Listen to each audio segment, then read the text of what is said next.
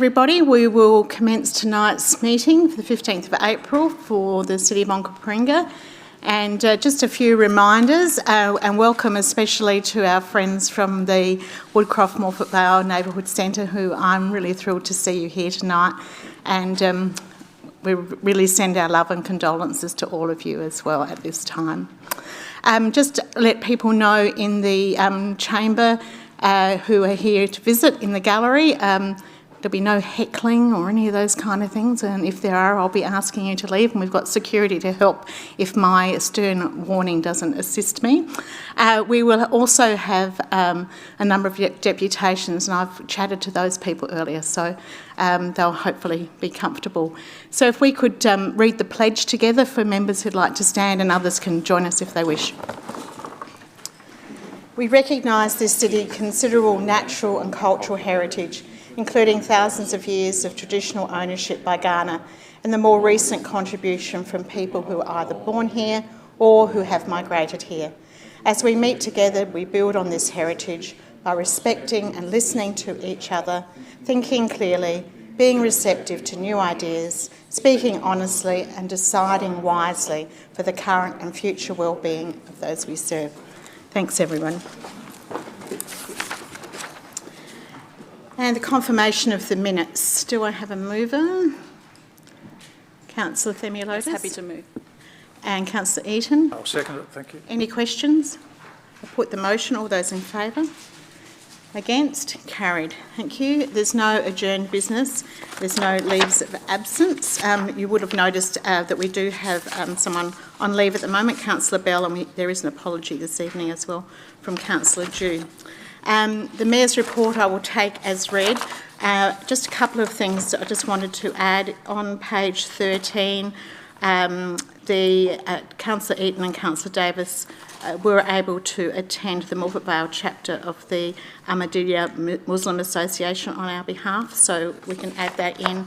And I also want to acknowledge in a moment, and we'll have a motion to this effect, but to recognise and pass on our love and care to all of those who cared for Brian Adams and his incredible leadership. And I do have a little email that he sent just a couple of days before he passed, and I was very grateful that I was able to speak to him and have a lovely conversation. And he said, "Now come on, listen, it's Brian here. I'm about to hop the mortal coil, and before I go, I'd just like to say what a fascinating journey we've all been on.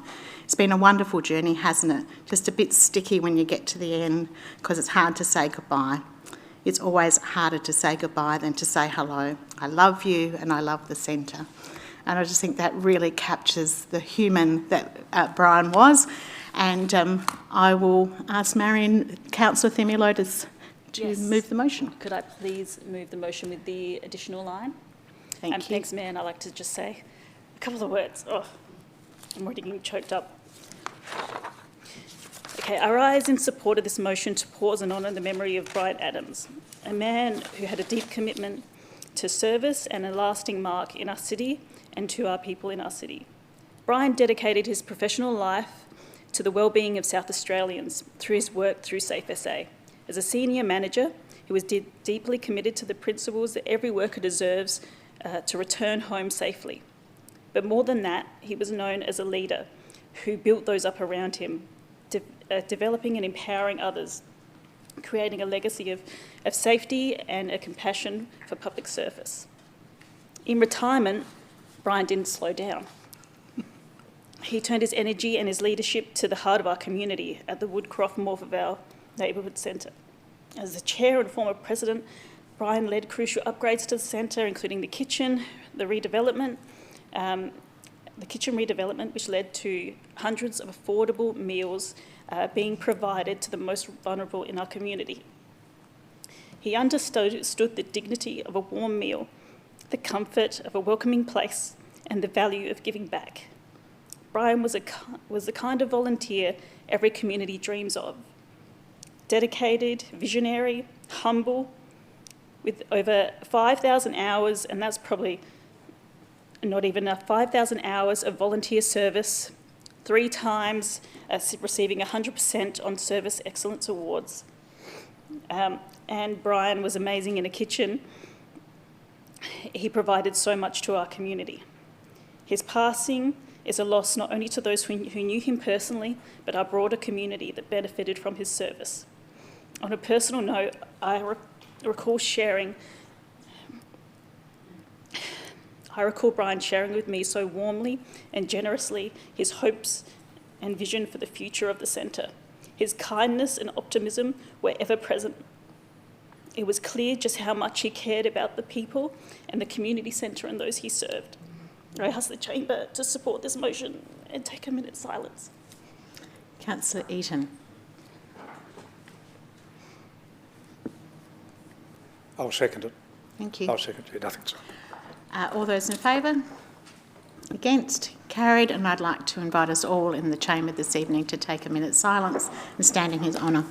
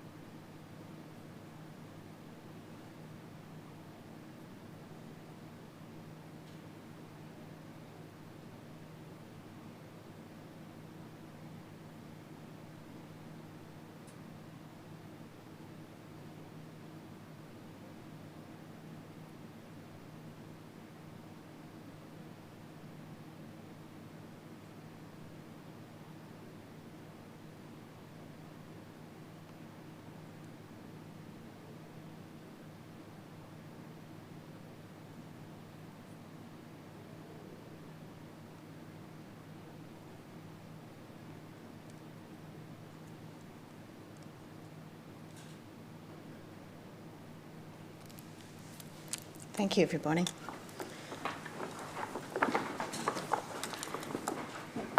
And please raise a glass in his honour on our behalf this evening when you have some time together. There are no presentations this evening, and so we're going straight to deputations, and our first deputation is from Sue HEDDLE. Sue, if you want to make your way up to the front here and just through our little gate, that would be wonderful. And if you come up here, Sue, you'll have 8 minutes, as I said, and sorry, yeah, that's right. And you will hear a ding-dong sound at the 6-minute mark, but and I understand you have provided some information that Councillor Wilkes has shared with all of the elected members, so I'll just make sure you've all got a copy of that as well. So off you go. Thank you. I hope you don't mind that I'm going to read this because I'm not very good at public speaking, so I've written it all down so I can say it, not forget anything. Okay, if that's all right with everyone. Okay. Thank you for this opportunity to speak with you.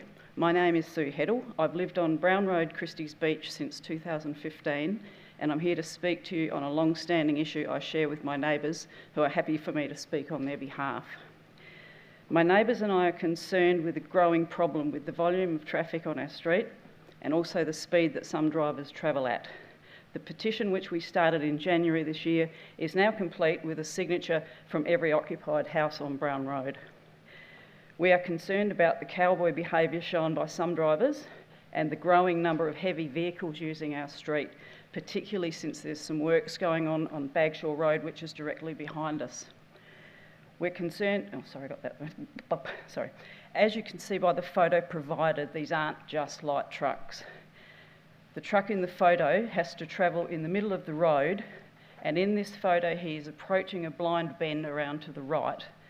Quite often around that bend it's common to see 3 Toyota Hiaces amongst other cars, often parked opposite each other, which is legal on that street, on our street, excuse me. But he would have to reverse out of trouble if that was the case. I'm going to put my finger there. Another time we heard some yelling out in the street, and on investigation witnessed an SUV ute with a yellow flashing light on the top towing a very large boat whose driver had become trapped by the parked vehicles. The yelling was his passenger who was trying to help him reverse out by calling out directions.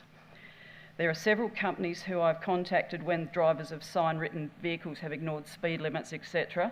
They have, without exception, told their drivers to stick to the main roads. With one exception, this has been a success. That driver was already on his third warning for driving issues elsewhere. We haven't seen him since. So what is the solution? My neighbours have some ideas, as do we, but the most popular has been to close the roadway between Dyson and Morrow Roads, known as 2 Morrow Road. That would have to be after the units. There's 2-storey units, if anyone's familiar with the area. So the closure would have to be after those units so that these people have access to their units. Some suggested closing Brown Road through traffic at that eastern end, but drivers would then, I think, use Colbert Road and they'd have the same problems that we have now, so that would be pointless. Speed humps also got a few mentions, but I believe they're costly to install and do invite hoons to use them for burnouts. The idea of closing the roadway between Dyson and Morrow Roads is the most popular by a long way, accompanied by no through road to Dyson Road signs, of course. There was suggestion that this would put extra pressure on Galloway and Golfview Roads. My response is this. Galloway Road is 17 metres wide with restricted parking within lines outside of the driving area. Golfview Road is 26 metres wide with no parking. Brown Road is 8 metres wide with unrestricted parking on both sides. I rest my case. Thank you for your time. Thank you so much, Sue. Are you happy to stay there and answer any questions that councillors might have? Yes. Are there any questions? Did you have a question? Do you want to press your...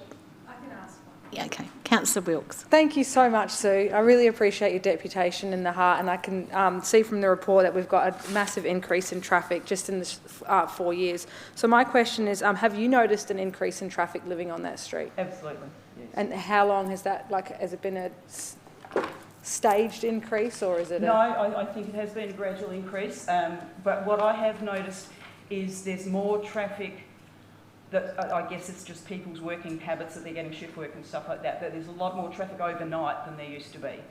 But as I said, that just could be the sign of the times, people doing shift work where they didn't before. Okay.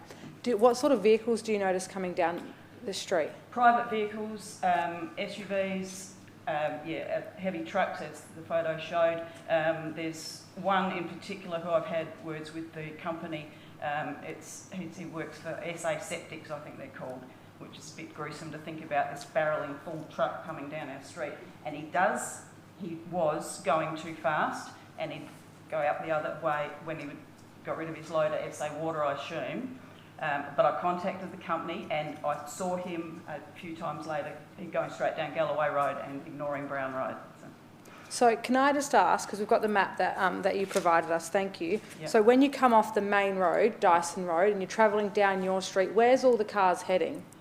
Heading to another main road? Yeah, through to Galloway Road and then out, I believe, to Golfview Road. I think they're doing that detour to avoid the Golfview Road, Dyson Road roundabout. That's my thinking. I haven't done that roundabout at peak time, so I don't know how bad it is, but that's what I believe they're doing it for. Oh, excellent. Thank you so much for clarifying. Really appreciate it. Thank you, Sue. Any further questions? Councillor Pritchard. Hi, Sue. Thank you for that. I think what we've been presented with tonight is that the Dyson Road turn right might be the option that's being considered. Are you happy with that rather than a total closure off of Dyson Road? Absolutely. As I've said, as long as we consider the people in the units on that little roadway, that would, to me, be the ideal rather than closing anything. So just that little section there, yes. Great. No worries. Thank you. Thank you. No further questions. Thanks, Sue, for joining us this evening. We really appreciate you. Our next deputation is from Scott Rouvray, Willoughby BMX facility. If he would like to come forward, you're very welcome, Scott. Same applies. We'll have 8 minutes. That's all your time. And if we get to the 6-minute mark, you will hear a ding-dong and it'll signal that you've got a couple of minutes to go. We've got your slide deck here, and do you need help with that, or are we going to operate it? He's got it. You've got it? I've got a clicker. Excellent, thank you. Okay, your time starts now. Off you go. All right, thank you. I'm the Secretary of the Sam Willoughby BMX facility and have previously been the President of the Happy Valley BMX Club as well. My family's involvement in the sport of BMX started back in 2016 and I don't see it ending anytime soon. I'm quite thrilled and honoured to be here representing the two clubs and the facility tonight. But before I go into our issues, I just wanted to give you a quick overview of how the three parties are actually involved together. So the Cove and the Happy Valley BMX clubs were founded in 1982 and 1981, and until the move to the Sam Willoughby facility that took place in 2023, both clubs ran independently at their own tracks. The Sam Willoughby BMX facility was formed in 2021 to manage the day-to-day runnings of the facility, and it operates in a way comparable to Adelaide Oval Stadium Management Authority, where we're responsible for the infrastructure and the clubs do the day-to-day racing and events.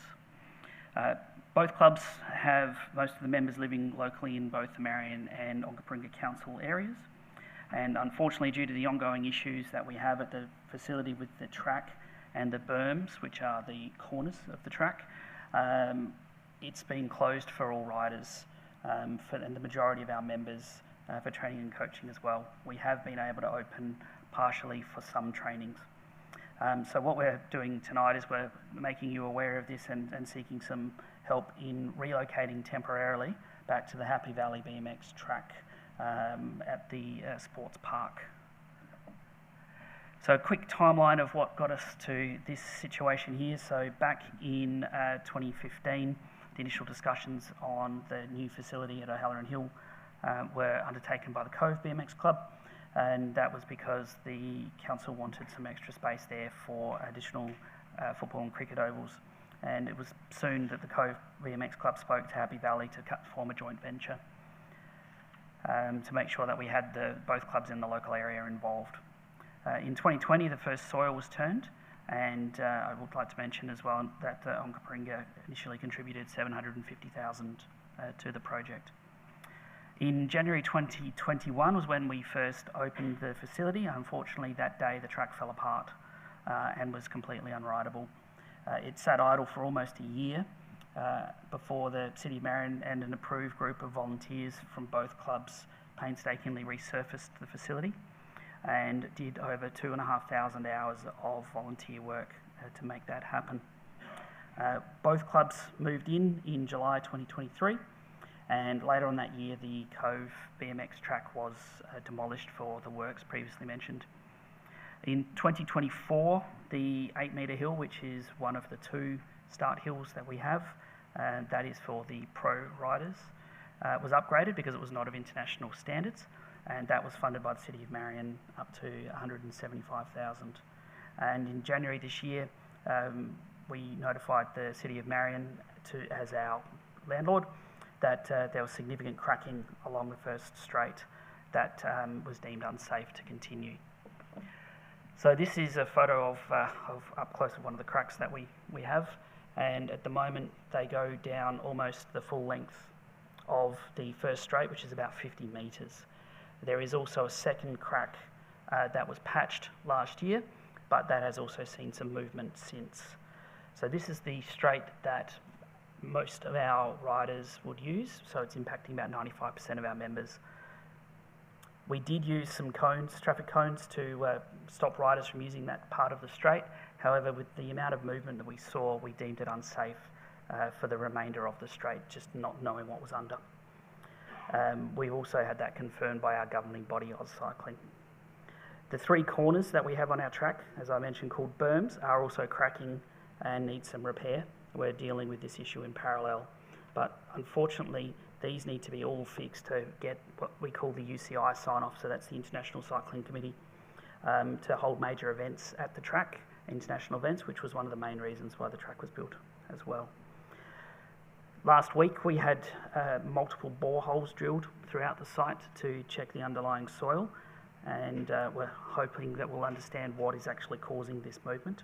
Unfortunately, we don't know those results yet, and we don't know how much time, effort and money is required to resolve these issues before we can actually move back in. So we're looking for a temporary solution. The current issue for our members is that we can't race, we can't do proper practices and trainings at the facility because of those cracking issues. And at the moment, we had to relinquish the national round, which was a double-header event in June, and we believe we've lost about $25,000 in revenue due to that. But for our members to train properly and to race, the closest track is Tea Tree Gully, which is some 30 kilometres from the facility, and for us personally as a family, it's a 1 hour trip each way. And this is leading to some serious concerns about the long-term damage that this is doing to our members. If they are unable to participate fully in the sport, they might move to another sport and not return. So our proposal is that we do move back to the Happy Valley BMX track in the sports park so that we can resume in this as a full club again. It would require some works that our volunteers would assist with to reactivate systems to make racing occur again, and little things as well, like needing a canteen caravan, for example, to provide meals to our members when we're there, and that's also a revenue stream. Feedback from this idea was that we thought that the Onkaparinga Council were not interested in doing this, but thank you to Councillor Eaton for your door knocking recently. That's shown that the locals are in support of returning, which is very promising for us. We would like to mention that the clubs would move temporarily and then would move back to Sam Willoughby facility once it is fully restored, but leaving the existing track with the ability to hold small events such as come and try days, etc., to allow the local community to interact with the sport further. We have a quick schedule of our use here, which is basically 3 days a week, 3 or 4 days a week, depending on the schedule, and it would allow us to also run some special events that are dear to the clubs, being the State Series, which is an event that we all travel around the state to all different clubs from Mount Gambier through to Kadina every year, and the results are tabulated throughout that entire season. Some local events, the Southern Stampede as a 2-day or 2-race event that we enjoy, and it has a focus on female riders. And we have our Kent Russ Memorial Race, which is in the memory of a rider who passed away at the age of 8 from childhood cancer, when we donate money to that event as well. Very quickly, our costs, we estimate this will be between $5,000 and $10,000 worth of work, but we want to fund that ourselves. That's between the clubs. What we are after is that we have the council's support in order to do this return, and we believe that with our volunteers, that we have proven in the past that with the 2,500 hours of track work, we're going to have an army of people who are willing to help us to make this occur and get our mostly kids back racing again in the local area. Thank you. Thanks so much. Questions? Councillor Eaton. Yeah, just a couple. What's the average age of the people participating? The average age would probably be between 10 and 11, but we would have riders as young as 3 up to 50. Okay, to get out to those other locations, would it be individual families going out on their own, or is there some way that you can ride share and those sorts of things? With the amount of equipment you need to take, most families would have their own bike rack on their car, so it would be individual trips. And has there been any indication given to you in when the City of Marion hope to get these repairs remedied? At this stage, no. We are in weekly meetings with them, which I are in every Wednesday, but at this stage we have no time frame. Okay. I had one person today raise with me just the concern about noise. Music, do you play music during the... Yes, we can, and we can turn that down if needed. Okay. I might add that 26 other people were fully supportive of it and loved the noise. And in fact, I had one woman... I might ask you to leave that for your debate. It's about the emotion. Thank you. So any further questions? No, I think that's about it. Councillor THEMELIOTIS. Yes, a couple of questions. Thank you, Scott, for your presentation. Is this just for Happy Valley BMX or Cove as well? No, it'd be for both clubs. For both clubs? Yes. Okay. Okay, no problems. So Marion Council have not offered anything to Cove in the interim? No, there are no other tracks in the area. For Okay. Next question is the current state of the Happy Valley Sports Park facility. Is that usable for what you need? With some minor modifications, for example, reactivating the start gate, which is where the races begin from, and making sure that the timing system is working, the rest of the track is ready to go. We would need to purchase some, for example, gym mats to put around the trees, the old Yeah, I remember the mattresses. mattress on the tree scenario Yeah. to make that safe. But other than that, it is ready to go. Yeah, and some of your requests in terms of storage from the sporting facility, if some of those requests can't be met for whatever reason, is that going to prevent you? No, we would still be able to gather stuff from the current facility and bring it across. We would just look for, like, for example, we need a compressor to run the gate. We need to store that there. Perfect. And my final question is around Majors Road, and you did mention basically from the start there's been issues with Majors Road. What assurances have Marion Council given that once this issue's fixed, it's not going to happen again, or there's not going to be different issues? And I know you mentioned some risks with the, I'm not going to know all the terms right, but I know Happy Valley BMX have raised issues with, I guess, the turn or the slope. They've Berms. Berms. There you go. I was never going to get that one. But you raised those quite early, and I want some assurance that Marion Council are actually addressing those and ongoing. This isn't going to happen again, and then you're going to, want to come back and forth. And, Absolutely. Yeah. We are after the same. The discussions that we have had with the Marion Council have been positive. The messaging we're receiving from them is along those lines that we must get it right this time. And I think the additional boreholes that were done this week will allow them to understand what's underneath to actually repair this permanently. Is Marion Council asking you for any money to fix the issue? Not at this stage, no. Councillor Wilkes. Thank you for your deputation. Very informative. I really appreciate it. My question is a little bit similar to Councillor Themeliotis's. I was just wondering, is it still operation? Like, I know it needs a couple of things to become race ready for you guys, or practice ready. Is it still being used at all at the moment? Absolutely. We've noticed that especially since we've had to shut down that first straight at Sam Willoughby, a lot of individual riders go to Happy Valley quite often for training. Okay. But it's also community used, but our riders are using it more than weekly. Okay, thank you. Councillor Platten. Thanks so much for your deputation. I've got a couple of questions in relation to rent, I guess. Are you still currently paying rent at the Sam Willoughby? We requested it to be put on hold, and that was accepted. Okay. And if the transfer was made possible, are you envisaging paying rent at the City of Onkaparinga facility? Yes, we have no issues with that, and if we would be hiring out or sub-hiring our old club room, we'd be more than happy with that as well. Okay, excellent. Thank you so much. Councillor Fisher. Yes, once again, thank you for your presentation as well. Mine's based on longevity or the duration that you think that you may need to avail the use of the Happy Valley, the old Happy Valley BMX track. Given the geology around that particular area, Majors Road, some of us, most of the chamber have lived in this area for a very long time, so the soil around that particular, all you'd need to do is look at Majors Road itself at the moment.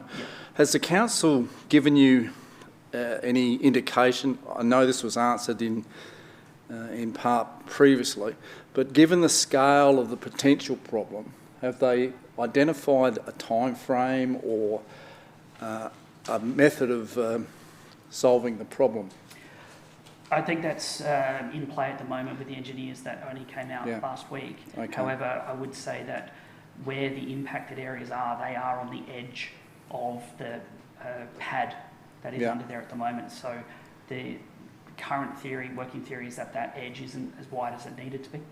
Okay. Or it isn't as strong as it needed to be, because the rest of the track doesn't have any issues with cracking. But have they indicated that the issues that you're having with the track are the same as they've had with the roads and the highway around the corner and things like that? Not at this stage, no. Okay, all right. And based on that estimate, you said about 12 months. Have you got anything clearer about that? No, we are currently waiting for a time frame to come back. Yeah. But I think that's going to be based on what the engineer's report says, which was last week. undertaken last week. And one final question, what was the ballpark figure on that investment from the state government and the City of Marion? I believe it was upwards of 5 million. Okay, thanks for that. Councillor Pritchard. Thanks, Scott, for your deputation. Just quickly, do you know how much the community is actually using Happy Valley BMX track in its current form at the moment? Because the information we've been given is that that was what the purpose was for. Every time that I've been there since moving to San Willoughby from a day-to-day racing point of view, every time we've gone there, there's been someone at Happy Valley. Okay. So yes, I would say it's used, I would say absolutely daily, and it ranges from young kids to teenagers on mountain bikes. And would any of these people be existing members that are using the track for extra practice at the moment? We definitely have members going there for extra practice, but the times that I've been there, it's always been community members. Okay. So do you think that the 4 nights a week of potential use is going to impact that? I don't, because the time frame that we would be there would have the lights on, and at the moment they wouldn't be able to be there without the lights. Fantastic. I guess my last question's for administration. Is that all right, Mayor? You might want to save that for the we don't have further into the meeting. Is there anywhere further into the meeting? Yes, urgent business. Okay. No worries. Thank you. Councillor Wilkes. No. Okay. No further questions. Thanks, Scott, for coming tonight. We really appreciate it. Thank you.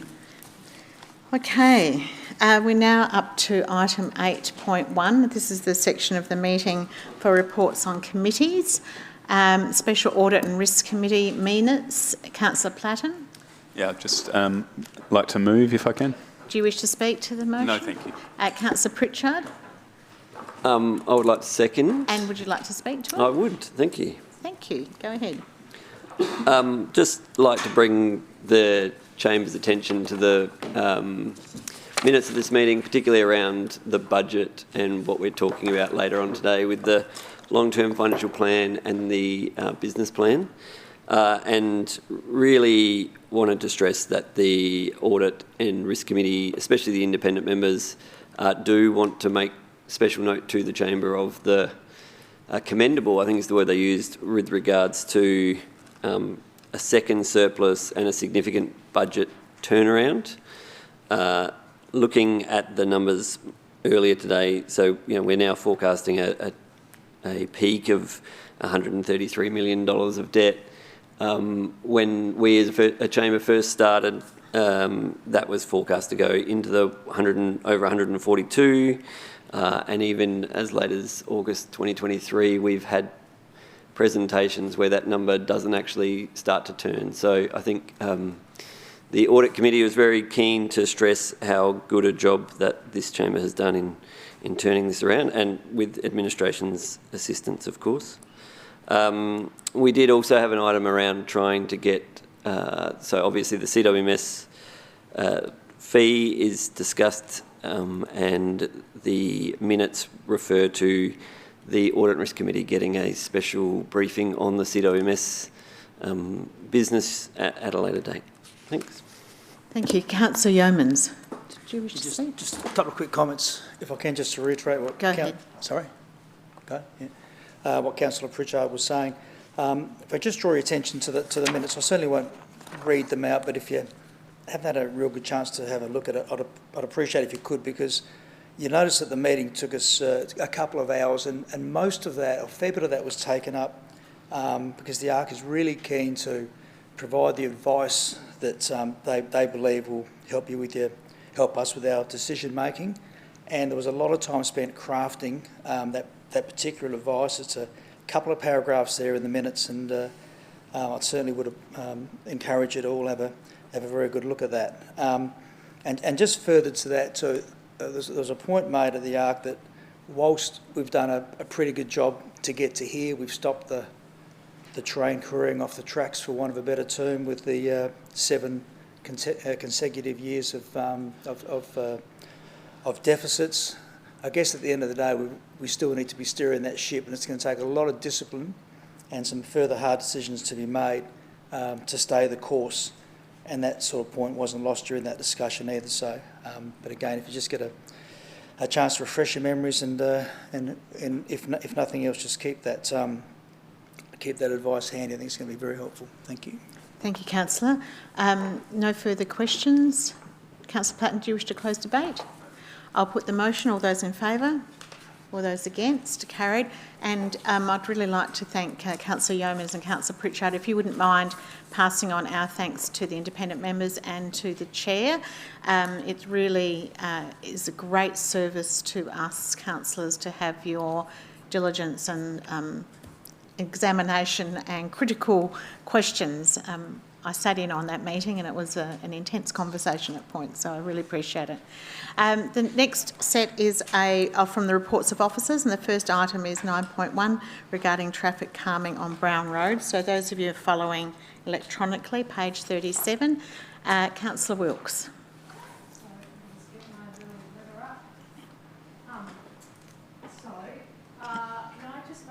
For some reason, sorry, Councillor, can you just turn that off and start again? It's not. Uh-oh. Here we go. Just turning me off here now. Are you on? No. Yes. Am I on? Yes. Hello, testing. Okay. Oh, very much so. That's quite loud. Thank you. So I would like to move just with one tiny change, and I'm sorry I didn't submit it in, but in point 6, where it says the head petitioner and, can you write, and Katrine Hilliard MP. So perhaps we just say the member for Raynell. Perfect. Thank you.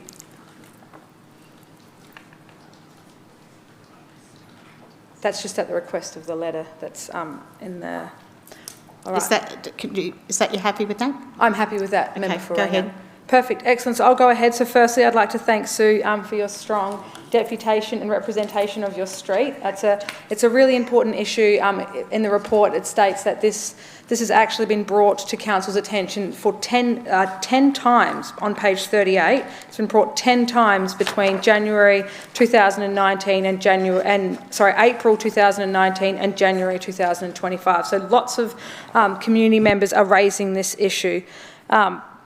It is so this brilliantly written motion is such a great solution, because not only will it stop the traffic on these quiet suburban streets, it's also an extremely dangerous turn. When you are driving up Dyson Road towards the turn-off, you are driving up a hill.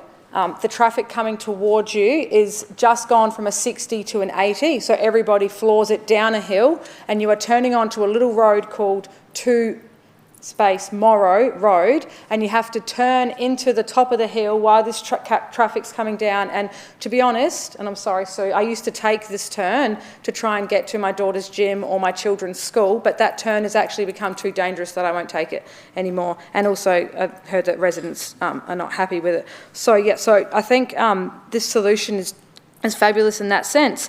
It's increasingly getting worse. We've read that in the report. There's a close to 25% increase in traffic that the traffic survey has picked up in the 4 years since they last did the survey. It addresses both the issues for Sue's Road and for Cobalt Road, and it will stop those heavy vehicles taking that detour through there. It will stop the boats using O'Sullivan's Beach boat ramp, and it will hopefully stop Google telling you to go that way. And then, you know, everyone living on the street has a story about the traffic, about the congestion, about just how this really needs to be addressed. We've got a letter on page 49 of our agenda from the member for Raynell supporting it. She's obviously the lead in there with the state government, and this motion asks for state government to change that turn on their road. So hopefully this will be quite a streamlined process with already the support of the member. And then I just really lastly would like to thank staff, because you came up with this idea to stop this, alleviate the problem, and it just seems very, very feasible. And I thank you. You're fast, reliable, and yeah, I appreciate it. So thank you. Councillor Platten, are you seconding the motion or question? Very happy to second, and I will speak very shortly. All good? So I think my words to Councillor Wilkes were, this looks like a fantastic shortcut, which probably raises the problem. So I think that this is a fantastic compromise. It shows that we can work together in a very collaborative approach, and I appreciate that. You've done everything right. You've got a petition. You've brought people together. And so, yeah, very happy to support it. Thank you. Any further questions? Councillor Wilkes, just to close. No, I will not close, but please support it. I'll put the motion. All those in favour? Against? That's carried unanimously. So thank you very much. Item 9.2, the Onkaparinga Grants Program. Councillor Eaton. Yes, certainly I'd like to move as written. Thank you. Do you wish to speak to the motion? Just having sat on all the grant committees in the last term and the first year of this one, I know how important these grants are to sections of our community. And there was a lot of negative comments as a consequence of us having to suspend them for this current financial year, but this brings back the opportunity. So they do mean a lot to our community. The many organisations I deal with are looking for grants at some stage for various programs that they want to run, and certainly this gives that option to happen, and it certainly meets the needs of our community vision as well, so certainly support it. And that's it. Thank you. Thank you. Councillor Platten, seconding or a question? Happy to second, and I've also got a question. Do you want to ask a question first? I'd love to... Is seconded and you can ask a question. Yep, that's fine. Yep. Page 68, 9.17, conditions of funding, we're including do not create any adverse impacts on landscapes, waterways or airspaces in the region. And I guess my question is really around who decides, or how do we decide on what an adverse impact is? It feels very grey to me, and I just want to be able to reassure the public that we're going to have a policy in place so that they know what an adverse impact is. So there's criteria, and is there an existing framework for that? Can you answer that tonight, or do you want to take it on notice? Through the Mayor, I can answer that tonight. So this is about adverse impacts to the environment, and I guess we're thinking about this from a few different ways. The first is we're reflecting sustainability in the selection criteria. That's being drafted for each of the guidelines, and the intent on that is to make sure we're incentivising community to make positive actions, not penalise them for perhaps not doing more. The thinking around this is to make sure that community and applicants know that no matter what your project or where you're at, there's something that you can be doing towards our natural environment and in line with the community vision. And one of the measures that we have in the grants and partnership framework is, well, quite a few of them actually are speaking to the environmental impacts of grant-funded projects as well. So, yeah. So I might just ask the question in another way, because I don't know that that answered it. The question, as I understand it, is that what do we currently have in our policies or our frameworks that will enable a grant applicant to understand what that actually means? So what might be a adverse impact for one community group may not be the same for another. And you can certainly take it on notice. We are happy to do that. Maybe I'd suggest that we do that. And then get back to Councillor Platten. Is that okay? Yep. Councillor Pritchard. Just some questions, please. Go ahead. Just with regards to the scoring, the grant scoring, is that in this policy in detail, or is there further... Do we get further documentation on something with regards to that? I guess the example I want to give is challenge that I've had on grant programs that I've sat on has been when a applicant has applied for multiple grants, and we had a clause in there about they might score lower if they've been successful in other grants, and that was a real challenge to deal with. So I just want to talk about that one first. So this is really about how it will be applied in terms of procedurally rather than a policy piece. So is that because I think I've seen the words are still in this policy, but I'm not sure whether we've changed anything procedurally around it. So that's the question. Has scoring been changed procedurally in line with the policy that's before us tonight? Yep. Is that right? Yep. Yep. Through the Mayor, yes, it has. So we've developed some guidelines that reflect the selection criteria and the weighting, which will support and, of course, speaks to the policy, reflects the policy. So that will give clarity to applicants, to community, as well as assessment panel members to make it a more seamless process. And we haven't got that guidelines as part of this pack yet, is that true? No. Just, I guess, a follow-up question around that is the same scenario going to occur for the policy used to be that if you were successful in getting funding the previous year, then you would go potentially to the bottom of the list the subsequent year. Is that still a policy for this one?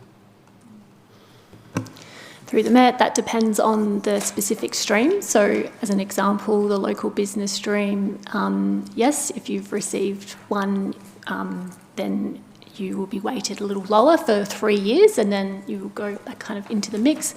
But that doesn't apply to all of the grant streams. Everyone's a little bit unique based on the objective and the target audience. Sure.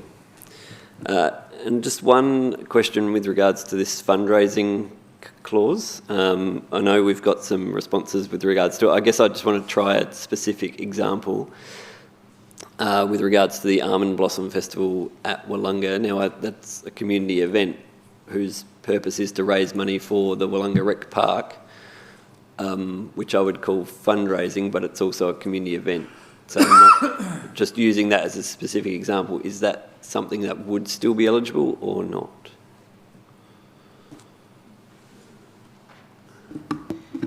Through the Mayor, it depends on the primary purpose of the fundraising. We did have an event historically that we funded that pretty much 100% of council's grant funding went to a charity, not actually to support the event itself. Sure, thank you. And the last question was just around, there's a clause that there be not more than one elected member on a grants panel. I just wanted to know what the rationale for that selection was.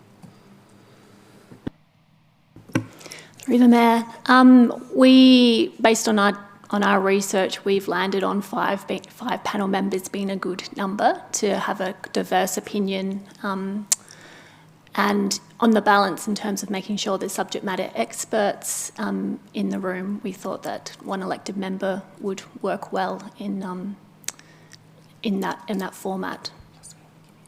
Yeah. And then we have the one of the grant stream which has a community panel as well. So there's definitely transparency within this process when it comes to grant assessments. Councillor Yeomans. Just got a couple of questions, if I can. On page 54, just wondering how we arrived at that grants and rebate pool of $705,000. How do we... the quantum. Yeah, where the figure come from. Yeah. Through the Mayor, this was based on the quantum that we had previously before the grants program was paused. Okay, thank you. Let's get a couple more questions, yeah. So, in the financial implications on page 55, I take it from that in the draft budget, 25-26, we're looking at a forecast surplus of $6.6 million, that this $705,000 hasn't actually been taken from at this particular stage. Is that correct? Yep. Through the Mayor, Councillor, the figure that we've included here is included already in the draft budget to be considered. So it's allowed for within that. Obviously, it's subject to the Council's determination tonight in terms of support and the level, then that's why we've dealt with this item first, but it is already replicated in the draft budget being considered. Right, okay, thank you for clarifying that. Page 69, there's a paragraph there about unallocated funding. Now, there's a reference to Council's discretion to reallocate funds. Just wondering if Council, in that context, is that a reference to the City of Onkaparinga or this chamber? Who does that? So this is 9.21? 9.21, yep. Yep. Page 69. Yep. Through the Mayor, that would be the administration. If the grants which are being supported are less than $10,000, then that would be in the delegated amount and it would be the administration. Yep.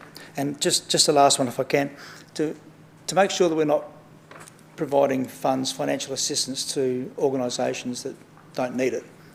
If we've got a mechanism in place, like do we ask for financial records to perhaps support the fact they do actually need that financial assistance? And the reason I'm asking that question is I'd hate organisations that actually do need it miss out because we're actually topping up organisations that perhaps don't need it simply because we're not asking the question. You demonstrate to us you actually need the topping up. Thank you. So the question is, do we do that? Do we ask any organisations? Through the Mayor, no, we don't. Okay. Thank you. Councillor Wilkes. Thank you. Thank you for the report. It's very in-depth. I just had a question. I've got a couple, but I'll start just with one. On page 79 and 80, it talks about the allocation of funding and how it will, and you spoke to the panel as well, with only one elected member on it and saying that the ideal number is 5. So I guess my first question is will that be the format for all panels that, or what so because for the annual funds we're going to have a panel, only one elected member on there. It doesn't mention in the report that the ideal number is 5 with one elected member, so I was wondering, is that an unspoken thing that's going to happen, or how are we going to know that there's only 5 people? Through the Mayor, we, as part of the suite of program documentation to support the rollout of this, will develop up some governance and assessment protocol, and it will be reflected in that. In answer to your earlier question, so yes, it would be 5 panel members for each of the annual grants and for the partnership program as well. Okay. And I hate to ask this question, I'm going to ask it. For the ones that aren't annual and it will be allocated by staff, do staff have to declare conflicts of interest? Through the Mayor, we're always looking at conflict of interest, and that's something that will be monitored absolutely by the program. Okay. And then how will those grants be published? So if they're happening, you know, if they're running grants and they're being let, some of them, you know, be able to be accessed all through the year, how will we find out that they've been issued? Through the Mayor, so there will be a report up to Council annually for the quick response grants, so you'll be across who's getting funding, and of course, like all of our grant programs, it will be who our recipients will be put on the website, so it's very much public knowledge. Awesome, thank you. Any further questions? Councillor Eaton, do you wish to close debate? I'll put the motion. All those in favour? All those against? Carried, and that's carried unanimously. So thank you very much. Thank you for the work and all of that. And given that this has been part of a review process, we will continue to keep tweaking and getting it as close as possible to meeting all the expectations. So thank you, everyone. Item 9.3. So this is our draft budget and long-term financial plan update. And do I have a mover for this motion? Everyone's jumping on. There we go. Thank you, Councillor Pritchard. Go ahead. Do you have a question first, or? I'll move as written. Thank you. And do you wish to speak to the motion? I've got some questions. Go ahead. With regards to the fees and charges, which are attachment 6 and attachment 7, one section is detailed requiring council approval and the other one is deemed as for noting. Can I just get some information as to why there is a separation into the 2 different types of fees and charges? So through the Mayor, under the Local Government Act, depending on the nature of the fees and charges, will depend on whether those fees and charges can be delegated to the CEO to approve. So on page 91 of the agenda, it sets out the parts of the Act that state what needs council approval and what needs CEO approval. Therefore, we've separated the fees into the two schedules for this attachment. Okay, thank you. I guess along that lines, so I have been in contact with the Wollonga Golf Club quite a bit of recent times. Their Councillor fees... Pritchard, is this a question or a debate? Is it a question? Okay, go ahead. It's a question. Their golf fees are going up by 27%. Do we need... so that's still in the CEO's delegation, so we don't need to have that go to the Chamber, is that correct? Through the Mayor, yes, that is correct. It's within the CEO's delegations. The Wollonga Golf Club has also been charged with a new capital works levy, which has been introduced this year. Does that need to come to the Chamber, that we're bringing in a new tax on somebody?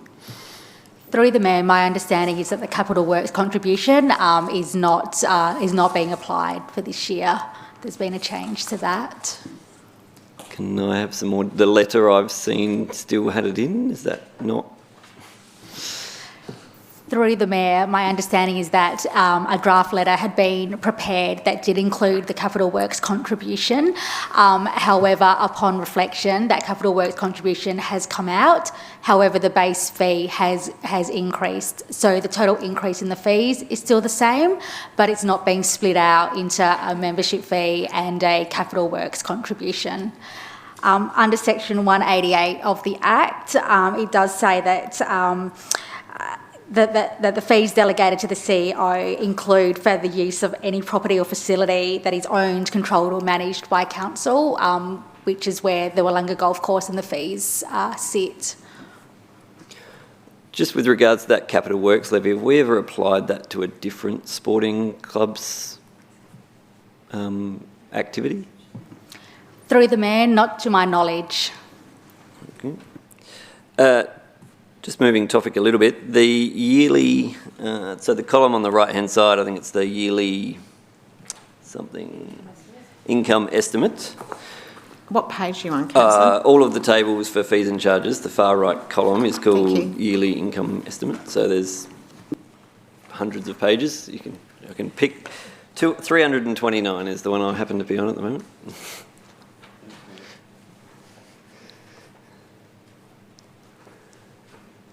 Just with regards to this, do we use this number? Is this the number that is used in our budgeting process for revenue? So, for example, the Wollonga Aquatic Centre has an estimate in this column. Is that then also the estimate that we're receiving budget reviews against? Through the Mayor, yes, that is intended to be the amount that we've worked into our budget that is included in this fees and charges schedule. So if there is a change to the fees and charges and the intended revenue, that should then flow through into the budget. Okay, there's a lot there. I guess probably moving into debate, Mayor, if that's okay. With regards to the fees and charges, I know I've spoken a little bit about it, but the administrative cost of delivering some of these services and having these tabled, and then the amount of yearly income that is estimated against some of these is doesn't seem very efficient, but I'll do some further digging into those and provide some specific examples, because there was a few that jumped out at me through this, particularly some of the ones around the Wollonga Aquatic Centre, given that it is not going to be operational for a large period of this time, and yet we still have some large numbers there. As alluded to, I think a lot of the Wollonga Golf Course numbers are incorrect. One of the comments I did also want to talk about was with regards to the CWMS. We have had quite a bit of debate around the purpose of the funding of the CWMS and what it is for. I just note that there are 3 projects in the new and significant upgrades bucket for CWMS. None of them are currently being funded, and yet my understanding is we have a reserve that is close to $1 million, and so it seems like if we are using the reserve to fund CWMS activities, then there's a perfect three projects, that one of which is solar panels on the wastewater treatment plant, which seems like an environmentally sustainable good idea, good for electricity usage, and also is well able to be funded out of the transfers, so the reserve. So I think there's more work to do on the CWMS, which has been established a few times, and there's definitely some projects that I think we should be bringing forward and spending that money on in this place. And I guess I am just raising to the chamber this idea that a capital works levy was dropped on a sporting club, because it was directed at the Wollonga Golf Club, and that could happen to any one of our sporting clubs, and that didn't necessarily have to come to the chamber for any approval. So I think we could do better in that case in the future. Thank you. Councillor Platten, are you seconding the motion or got a question? I am happy to second. Thank you. Do you wish to speak to the motion? I have a question. Go ahead. My question, clearly I've been speaking to Councillor Pritchard too much, but my question also relates to CWMS. In the 3 paragraphs that are on page 89, we talk about future capital works that need to be understood. At the moment, we have some capital sitting in a bank account which offsets the council's whole debt. And I guess my question is really the interest that we're saving on that money from council's debt, is that also inside the fence? That's the question. Inside the CWMS fence? Yes, inside the funding fence. Thank you. So through the Mayor, yes, we are considering the interest saved as part of our reserve reconciliation that's ring-fenced for CWMS activities only. Sorry, the word considering. Sorry, through the Mayor, as in that will be calculated in there. And just to remind councillors, this is this 9.3 is about the draft going out to consultation, so it is a period of time where some of these conversations and advocacy can take place. Councillor Eaton. Yes, it's just a couple of corrections that need to be made in respect to locations. Under the renewal 5-year plan on page 111, and it's project ID 8767, that relates to the Happy Valley BMX Club kitchen, and it shows the suburb, believe it or not, as Happy Valley. It's actually Aberfoyle Park. And we talk about, in another section there, we talk about the bowling club at Happy Valley, and we do identify that as part of Aberfoyle Park. And also on page 137, Happy Valley Sports Park Oval, again showing suburb as Happy Valley where it's Aberfoyle Park. If we amend that before it goes out for consultation. Thank you. Thank you so much, Councillor. I've got a question as well, a couple of questions really, just about the proposition of how much is going to be spent in this budget for capital projects for our community that are exclusively council-owned assets, and just I guess as a follow-up question for sporting clubs, sporting groups and community groups that operate on land not owned by council. How's council previously supported these groups? So through the Mayor, our draft budget includes $53 million of capital expenditure for the next financial year on exclusively owned council assets. In terms of the support that we provide to sporting clubs, community clubs and other sporting groups that operate on land that is not owned by council, we provide support through letters of support for advocacy efforts and funding applications such as those through the Office of Recreation, Sport and Racing, support to source grant providers and review grant applications, access to council funding through the grants program, subsidised sports ground maintenance, in-kind support for events, and ongoing access to training, development opportunities and governance support. Thank you very much. Councillor Yeomans, did you? Just a couple of observations on debate, please, Mayor. Just on page 86, we've got the the grants, subsidies and contributions operation. We're losing about $750,000 because that's basically reflecting a cessation of the bushfire preparedness grant income. So I guess the point I'm sort of alluding to there is that we just demonstrates we can't become overly reliant on grant funding to provide our services, as it can be taken away. I've got some CWM's commentary, but I heard your advice, Mayor, and I'll take that advice. Page 97, just to keep an eye on the debt, it's we're spending about $8 million on interest payments on our borrowings, so that's just work that we need to do. And on page 273, it was good to see some commentary around the ASCOSA advice in the report. Some words there that talks about the advice we received, but pleasingly there's also some the recommendations made by ASCOSA, but also the Council's response to each of those recommendations in the report, which is really open, easy to read for the public, because at the time there was a lot of anxiety in the public realm about this, the findings of the ASCOSA report, investigation into the Council's finances, so that was a very good inclusion. So thanks very much. Thank you, Councillor. Councillor,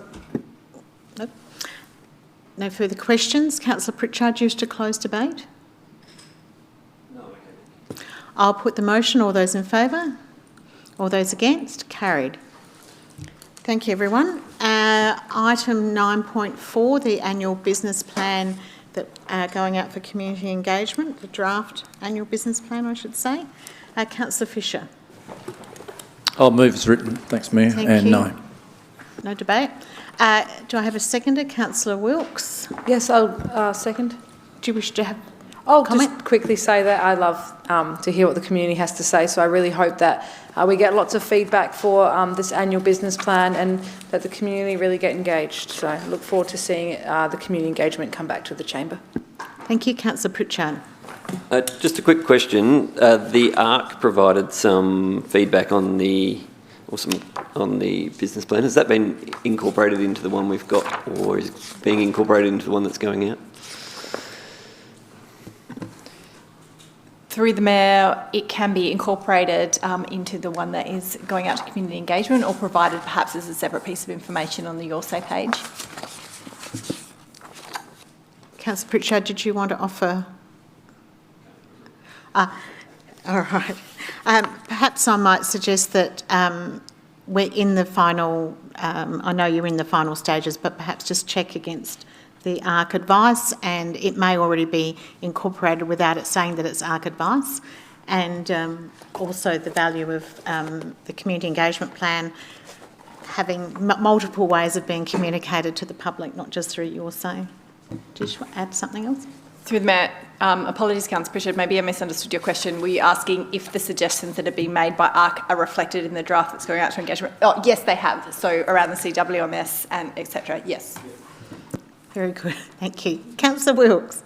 Sorry, I just wanted to say something, Councillor Pritchard. I actually printed off what the ARC wrote because I just thought it was really exciting, and I'm going to read it. The Audit and Risk Committee commends Council on the progress it has made to restoring financial sustainability of Council's operation. Councillor Wilkes, sorry, I do have to hold you. You have actually already commented, and it is already in our papers as an earlier item, and so please make sure you've read it, and if you wish to share it in any public domain that you have access to, please go ahead and do that. It is a public document. I will now put the motion. Councillor Fisher, do you wish to close? No, thank you, Mayor. I will put the motion. All those in favour? Against? Carried. Thank you. And please encourage people to participate in the consultation period, and the community engagement plan will be up on the Your Say site any second. The LGA draft strategic plan submission, item 9.5, Councillor Fisher. Moves written. Thanks, Mayor. Thank you. Do I have a seconder? Councillor THEMELIOTIS. I'll second and say a couple of brief words. Go ahead. Look, I don't hide my opinion of the LGA. They could do a lot better, but I do like the fact council staff have put my comments in the general considerations. I see me in the letter, which is great. Thank you so much. Look, I hope the LGA genuinely pay attention to this. I participated in their survey as well and didn't hold back on my opinion on the LGA, saying the same things, not delivering anything different, overpriced membership, not delivering anything extra. And I think the last chamber I said, I think I get a better benefit out of my flybys than I do of my LGA membership. But I do hope that the LGA take this into consideration and we see some positive changes. Thank you. Any further questions, comment? Councillor Fisher, do you wish to close? No, thank you. I'll put the motion. All those in favour? Against? Carried. Thank you, everyone. And I hope that my participation as a board director will support our work. Beach Road West Code Amendment. Councillor Wilkes. Excellent. I would love to move this. Do you wish to speak to the motion? Yes, please, just Go briefly. So this is a step in a long set of steps, and we've still got many more to come. So I won't talk too long. The history is outlined in the report, so I won't do that again and read you something that you've probably already written. I just really wanted to thank the staff for writing this, for initiating this back in 2000 in your report, in your Beach Road Tourism Activation report. I really appreciate you organising the meeting with the ward councillors and showing us that draft copy and then taking on board our feedback. That was awesome. I was really happy to see that in the code amendment. And yeah, just definitely look forward to seeing this pass through the minister pretty quickly or be acknowledged by the minister quite quickly and back on our table for the community engagement plan. Thank you very much. Thank you. Councillor Platten. Hello, Mayor. Very happy to second. And do you wish to speak to the motion? I just have a question. Go ahead. Relating to current landlords and their ability to not abide by this code amendment if they choose to, if they wanted to serve, if they wanted to lease their property to someone outside of the scope of this, is that possible? Yes, through the Mayor, thank you. So what the Code Amendment seeks to do is to create activation and more active uses, acknowledging there's quite a lot of consultancy and office spaces. So what the new subzone or a like policy lever would do would be to try to encourage that. The current policy settings would not preclude any of those other things happening. It's just that what it does is it sets our intentions for what we'd like to see. Yep. So there's nothing in the current zone that would preclude that or stop that from happening, and this current zone, the existing zone that will continue to be there after the subzone is applied, would still apply, all those uses would still be allowable. Great, thank you. You're welcome. I'll speak to it, yep. So Beach Road has come a long way and it has so much more potential than it has now, and it had so much more potential 10 years ago, and it's really shining. I really want to acknowledge staff on this. This is very complicated.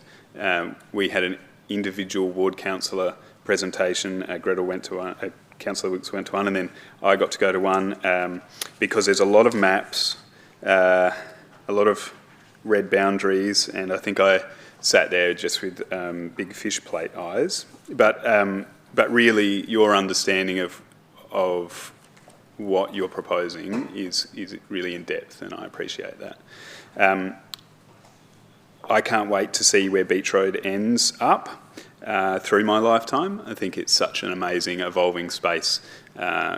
We've invested a lot of time into it, and I really look forward to seeing it. Thank you. Thanks, Councillor. Councillor Wilkes, did you wish to close? Could you press your button, please? I don't know. I think what I wanted to say is, yeah, we'll definitely tease all of that out in the community engagement, can speak for the community and say that each step of the way, this has been something that they have been really excited to hear about, fully aware that the Beach Road West Code Amendment will not stop the services coming into the area, or it won't stop it won't create only retail and restaurants, but it is the council's highest ability to be able to provide that to the community, and that's what the community are after. And why I'm so excited for it to go to community engagement, as I always am, is that there's definitely going to be flip sides to that. We will have the landlords who are interested to say, hey, we actually want, this particular tenant, but really looking forward to seeing, like I said, the state government have a look at it, the minister have a look at it, and just know that the community, a lot of them that I speak to, are also waiting for this to come back. Thank you, Councillor. I'll put the motion. All those in favour? Against? Carried unanimously. And it's certainly a topic anybody or any one of us as we're walking down will be talked to by residents and owners and landlords. Anything to repurpose and revitalise beach roads, always very welcome. And the diversity of tenancy is something people are looking towards. 9.7, the submission to the Select Committee. Councillor Greaves. Thank you, Mayor. Yes, I'd like to move as written. Do I have a seconder for this motion or questions? Thank you, Councillor Eaton. Nothing to say. Any questions? I'll put the motion. All those in favour? Against? Carried. Thank you very much. And again, that's a really lovely piece of advocacy, I think, on our behalf as a chamber, linking into our housing strategy. We now have the nomination for the independent member to SWARA's Audit Committee. Move, Councillor Pritchard. Happy to move as written, and just to mention that this is in relation, so Tim O'Loughlin is currently our representative on the SWARA Audit Committee. Since we've extended Tim's position on our internal Audit and Risk Committee, this is aligning the dates. So that's all this is doing. He's doing a great job on that board. Thanks. Thank you. Councillor Greaves. Thank you, Mayor. Happy to second. Thank you. Any further questions? Councillor Pritchard, you happy with that? I'll put the motion. All those in favour?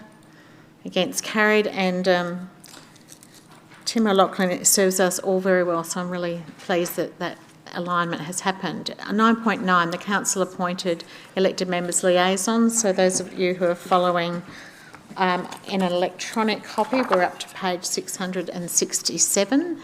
Councillor Platten. Very happy to move, Mayor. Thank you. You wish to speak to the item? Just to say that it's a great opportunity for organisations to have an elected member liaison, and hopefully everyone got a Guernsey. Thank you. And we have many community groups, so if there's one not listed, we can always address that. Councillor THEMELIOTIS. I'm happy to second. Thank you very much. Councillor Eaton, a question or debate? Well, I was going to say that I certainly support it. I'm going to be a busy boy, and there's a few more on their way. So excellent. We've already had 2 meetings today. Thank you. I appreciate the level of interest that all our councillors can have. Thank you. Councillor Platten, do you wish to close debate? Councillor Platten? I put the motion. All those in favour? Against? Carried. Item 9.10. Is that right? No, yeah. The confidential items quarterly review. Do I have a mover? Councillor Greaves. As written, thank you, Mayor. And Councillor Platten. Happy to second, Mayor. I'll put the motion. All those in favour? Against? Carried. We now have the 9.11, which is the schedule. Councillor Platten. Happy to move as written, Mayor. And Councillor THEMELIOTIS. Yes, happy to second. And I just note that my excitement for the open space strategy workshop that's coming up. Thank you. I'm pleased to hear you're excited. I'm excited for the electronic media comms protocol policy coming to the Aberfoyle Park Community Centre. I'm thrilled that we're getting out and about to connect in, and I just want everyone to be excited by that too. Councillor Wilkes, did you have a question or debate? I do have a question. Go ahead. Can I ask a question around having it at a community centre? Is that something we're going to look to doing as we move forward? We're trying to hopefully have a couple in the community, and this is something that was talked about a year ago, and now we're beginning to schedule where that's possible and the physical environment can enable that. Yeah. Perfect. Well, can I just quickly add Christie's Downs Community Centre express their eagerness to have us, and they have a pizza oven and they have a beautiful space. We will do lobbying outside of the meeting. Thank you very much. Councillor Pritchard, did you have a question? No, I just wanted to allude and let Councillor Fisher know that the SWARA EM session is on the 18th of November 2024. Excellent. So he will not miss that one. Thank you for your deep attention. Councillor Platten, do you wish to close this item? I'll put the item. All those in favour? Against? Carried. Now, questions on notice. We have illegal dumping from Councillor Dew, Councillor Themeliotis' tree management policy, and 10.3, the progress on respectful communities from Councillor Eaton. And then we now move to the items of motions on notice. And the first one of those is on page 731. And Councillor Themeliotis. Happy to move. Elected members, this has come about from the Affordable Housing Strategy workshop that we had with elected members probably a couple of weeks ago. And I was sort of staggered to hear that there are over 2,074 parcels of undeveloped private land across our city. We're facing a real opportunity here and a responsibility to ensure that land in our city is being utilised, and it can be utilised in a way that supports our community's needs, particularly around housing affordability. This motion doesn't implement any change. All it's asking for is a report to provide elected members with information that we need to be informed and make an evidence-based decision. We owe it to our community to explore every lever available to us in encouraging better land utilisation and addressing the housing shortage. Many other councils have already introduced differential rates for vacant land as a way of incentivising timely development. This doesn't just bring on more homes in the market, it activates neighbourhoods, stimulates construction, and ultimately contributes to the local economy and activity. This is about a bit of fairness, I think, and it's about asking whether those who are sitting on undeveloped land are contributing equally to the infrastructure and services and to benefit the land, especially when others are doing their part in the housing community. I know a lot of EM inquiries I get or conversations from residents is around undeveloped land that's unmowed around summertime and for snakes or a bushfire risk, or in winter time again, overgrown again. So I'm always putting in elected member inquiries, asking council staff to reach out to landowners, to mow their lawns, to maintain these parcels. Well, I think because there's what I would call a considerable amount in 2,074, this is something I would like to explore a little bit further and get some more information and see if elected members would be interested in exploring it too. Thank you, Councillor Eaton. A question or I'll second it. Thank you. Councillor Platten. A question or debate? Just a quick debate. Go ahead. Very supportive of this. I think we all would know our block that we've always wondered why it hasn't been developed or why it doesn't have a house on.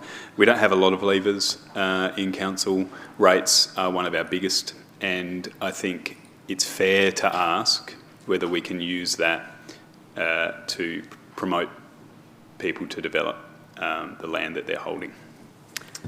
Thank you. Councillor Pritchard. Question or debate? Question to start with, please. Go ahead.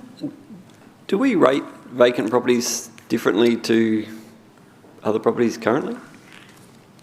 I think we're getting an answer to that. I know that differential rating does exist in a number of places, and I think we have some of those measures as well.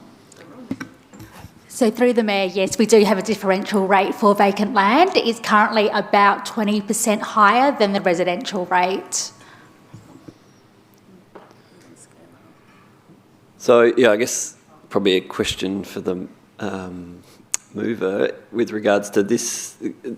I'm not sure what this report's doing. If we already have the mechanism to do differential rating, we're currently already doing. Sorry, I guess this is a debate.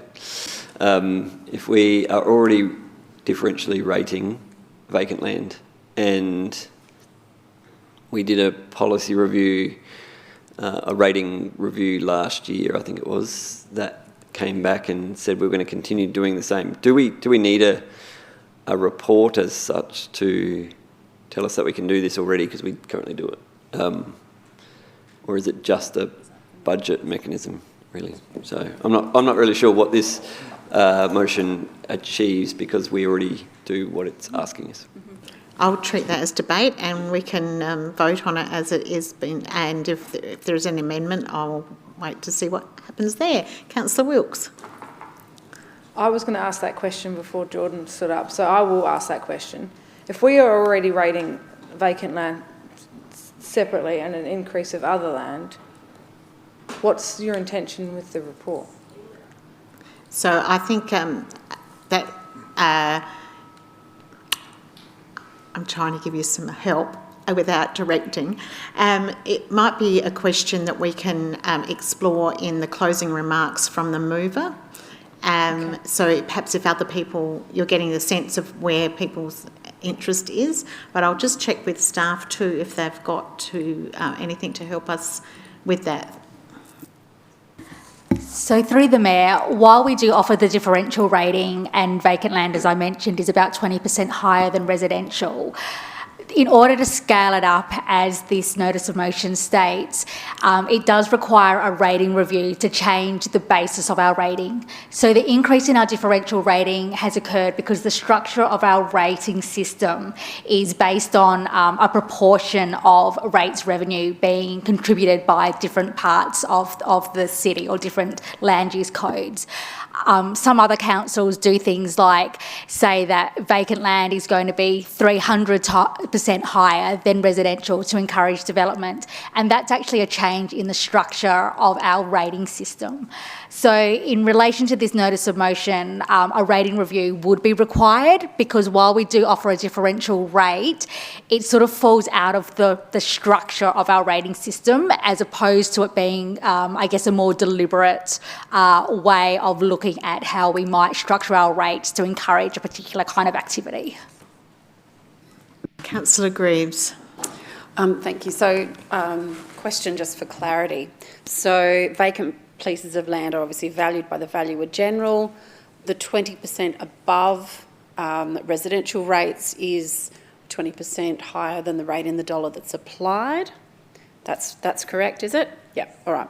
I just wanted to make sure everyone was clear on that. I'll debate. I think this is a great idea.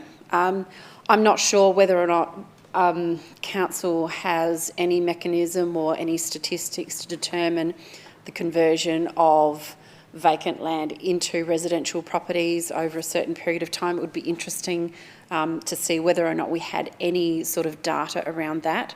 But I certainly am aware of other councils providing a financial disincentive, for want of a better word, to ensure that consideration of either selling the vacant land or developing the vacant land. And so I think this is actually something that we should be looking at doing, as not just as part of our affordable housing strategy, but just more generally to ensure that, you know, as a community we are realising the potential that we have for additional housing in our community. Councillor Pritchard, a question? Just a question, because I've debated. Yes. Since we've got proportional rating, if we were to increase the vacant land, would that mean that the rating on everything else is reduced? So effectively other people are all paying less? Through the Mayor, that is correct. No further questions. Councillor Themieliotis, would you like to close?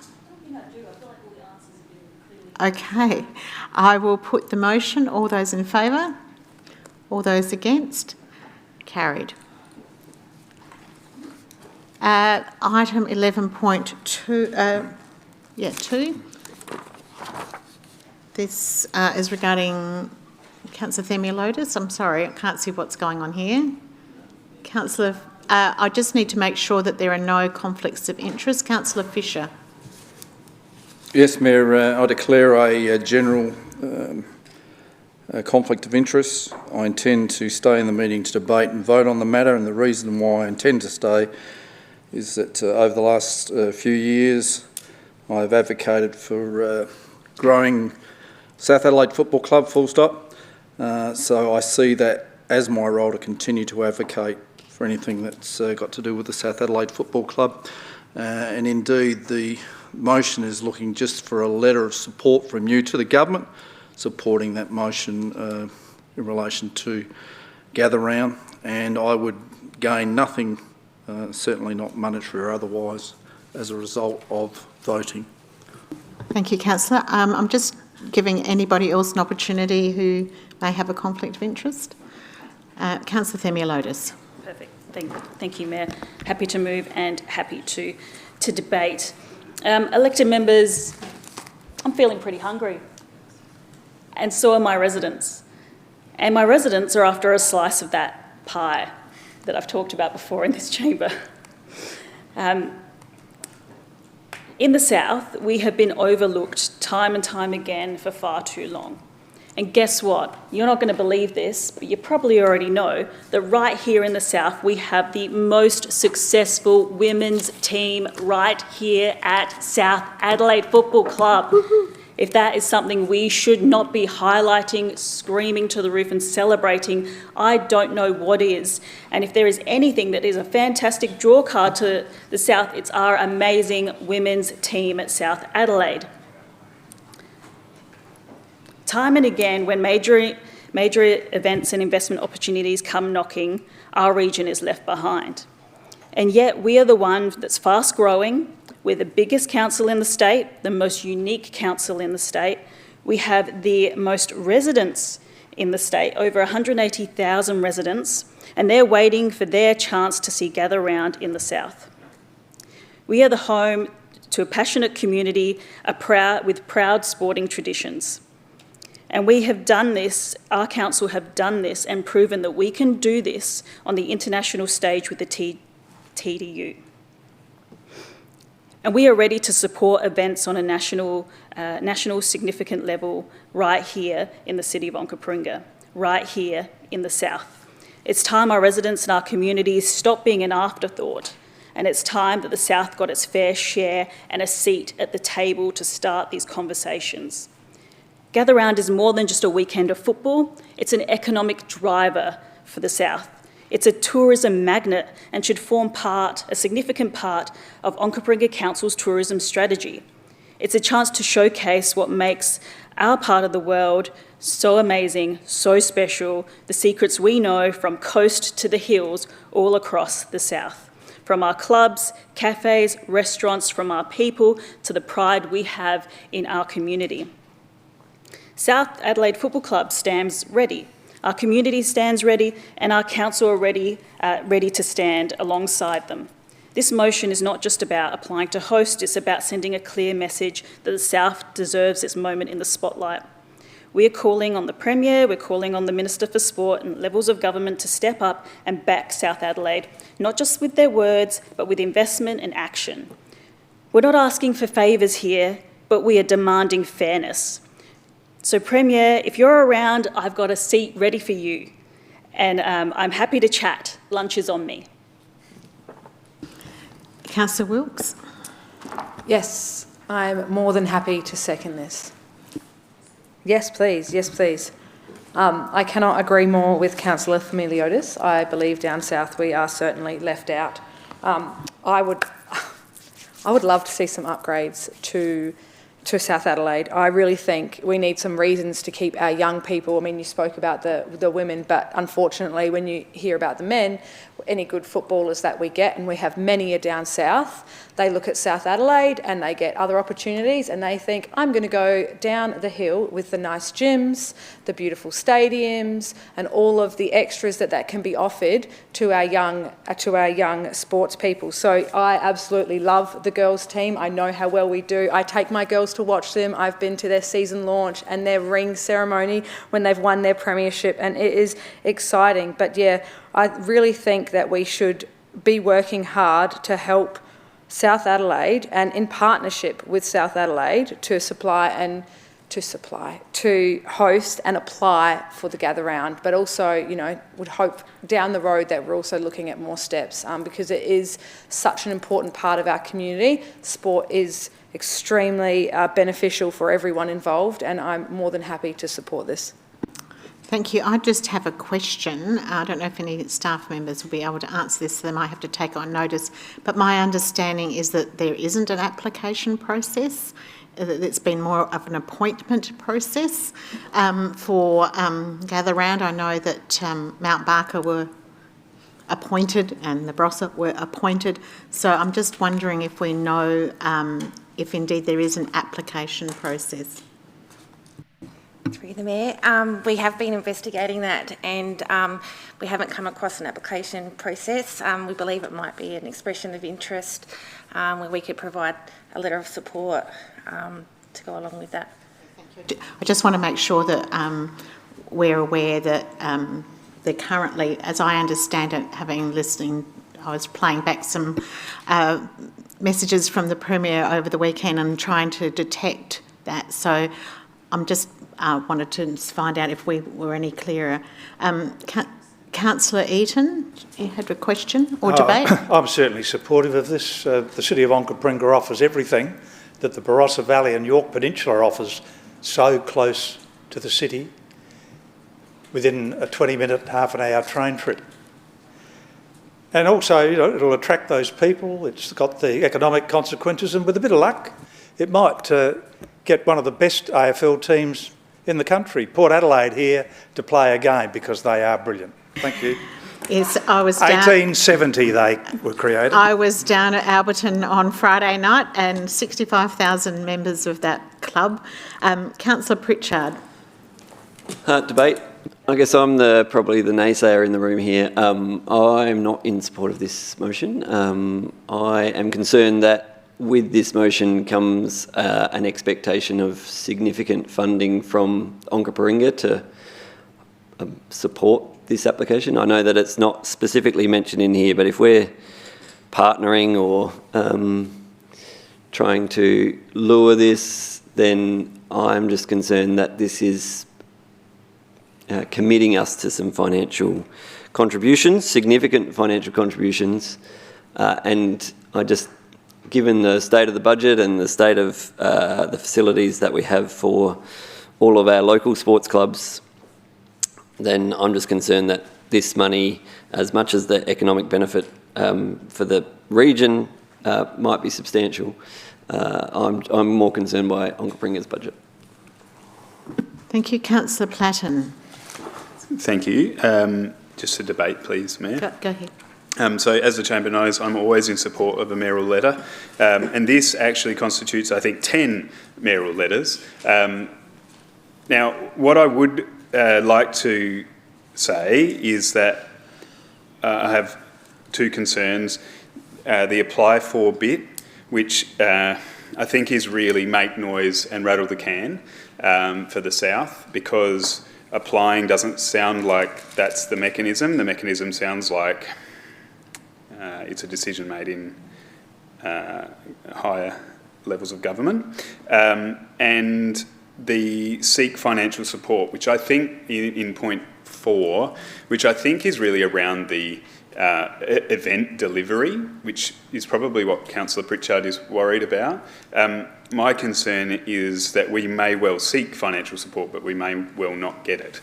And so does that leave us open for budgetary concerns moving forward? Thank you. Councillor Themeliotis, did you have a question? Yeah, two questions.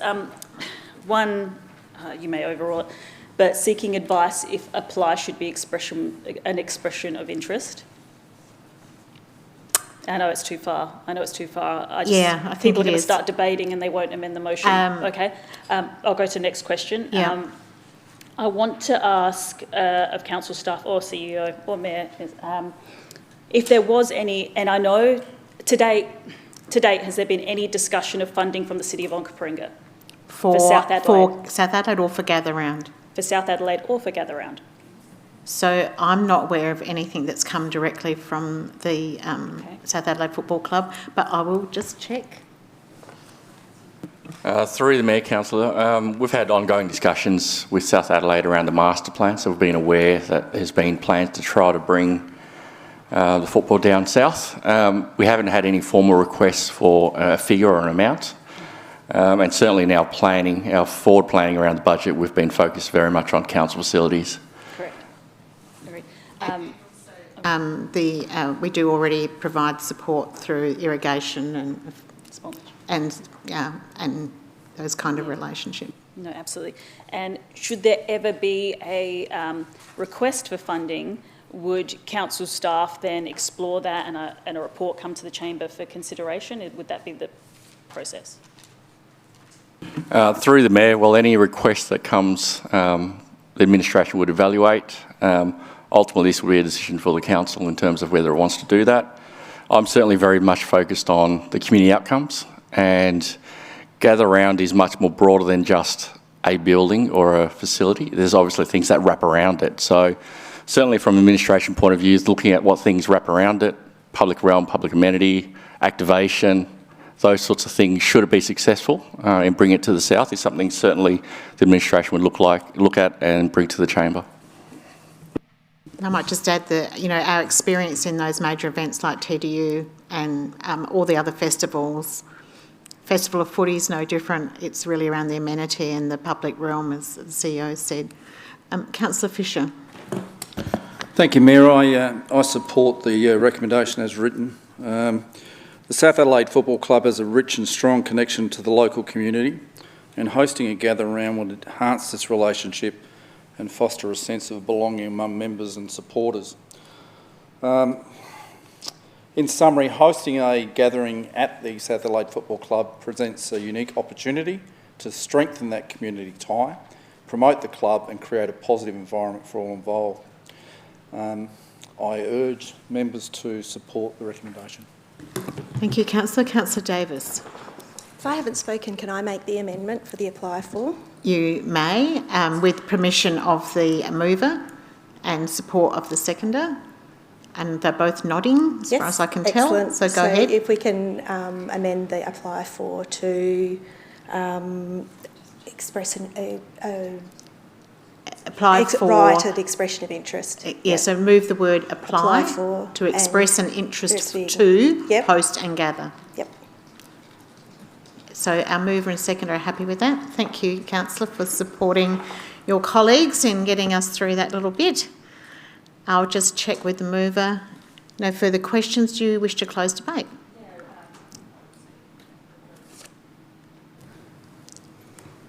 Firstly, just to thank elected members, and don't think that there aren't other people in this chamber who may be supportive of this motion that are not considering potential financial implications and knowing that we're going to have discussions in the chamber going forward. One thing I will say from the meeting that we had from South Adelaide, I think what they said to us, which was very clear, is council has no money. That was a message from them to us. So they're hearing the messaging that elected members are putting out there. But that doesn't mean we stop advocating for the South or promoting for the South or trying to find opportunities for the South. I understand the concerns of Councillor Pritchard, and I'm very correct that there may be a time where push comes to shove and there'll be questions on council around potential funding. Now, we always seem to land on funding. And I think one thing I mentioned, which might have been the previous chamber, that I really want to see South Adelaide doing things differently to achieve a greater outcome. Now, there is loads of things you can do very, very differently to introduce other revenue streams, which is exactly what this council is doing, to be less reliant on rates. So what I actually think with South Adelaide, to help them support a master plan and a gather round, what they actually need from council is this. And providing the support and information that I know council staff have to help them look at things differently and look at different revenue streams to bring money in to South Adelaide so they can start being more self-sufficient and self-reliant. And I think South Adelaide are actually ready to do things really differently. They're a very professional outfit. They've got their master plan. They have keen interest and a lot of support around the SANFL for Gather Round. The conversations were really supportive. So I know elected members are stuck on finance. What I'm stuck on is actually getting council. This is actually the most important thing I expect from council staff is what's in here.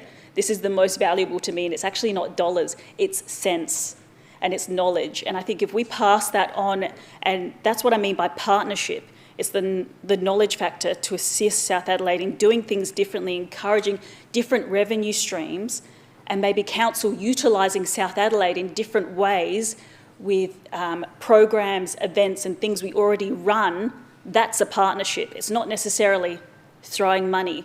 So I want South Adelaide to look at this differently. I want council to look at this differently, and I'm prepared to bring some elected members along and have a chat with South Adelaide, and let's discuss things looking differently and different forms of revenue streams for South Adelaide and different forms of benefit for council utilising South Adelaide could be, because it's not always going to the ratepayer, and my expectation is not going to the ratepayer.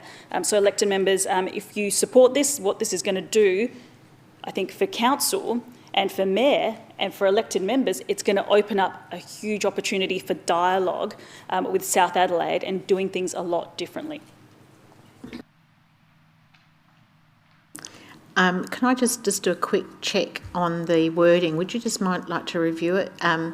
Is submit, it's really, is that right?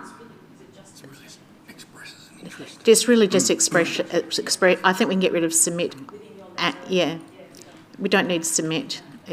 So it's really expresses an interest. Expresses an interest. I think that's an accurate reflection.